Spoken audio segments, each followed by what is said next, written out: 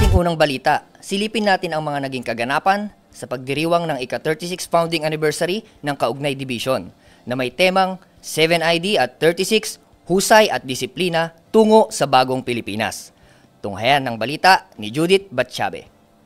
Nagdiwang ng ika-36 founding anniversary ang 7th Infantry Kaugnay Division Philippine Army na may temang 7ID at 36, Husay at Disiplina tungo sa bagong Pilipinas na pinangunahan ni Lieutenant General Roy M. Galido, Commanding General Philippine Army bilang guest of honor and speaker.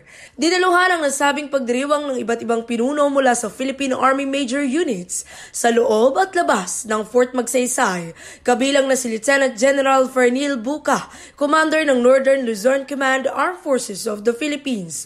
Isa sa mga naging aktibidad ay ang pagkilala sa mga 18 personnel ng mga line units ng 7ID sa kanilang serbisyo na ibinigay para sa bayan.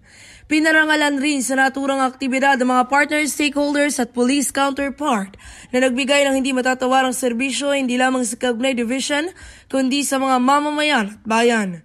Isa naman sa mga kinilalang people's organization ay ang Oliveter Farmers Association na binuo ng 91st Infantry Sinagtara Battalion sa pagpapakita ng lubos na suporta sa 7ID at pagtulong sa mga minsang nalinlang at naapektuhan ng mga komunistang teroristang grupo. Katuwang ni Lieutenant General Galido si Major General Andrew D. Costello, Commander ng 7ID at Brigadier General Dennis Pasis, Assistant Division Commander sa paggawad ng parangal.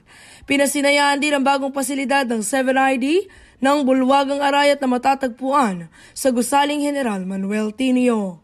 Isang formal dinner rin ang isinagawang bilang pagtatapos ng selebrasyon upang ipakita ang pasasalamat sa isang taong nagdaan ng pagsiserbisyo sa mga mamamayan at bayan. Parte ng nasabing dinner ang pag-alala sa mga kasundaluhan ng 7ID na nag-aalay ng kanilang buhay upang may pagtanggol ang bayan at maprotektahan ang mga lokal na mamamayan. Katupad, ang aking pangarap sa akong ganap, kahit na akong sundalong kaugnay, nataas doong nalakad, magamarcha.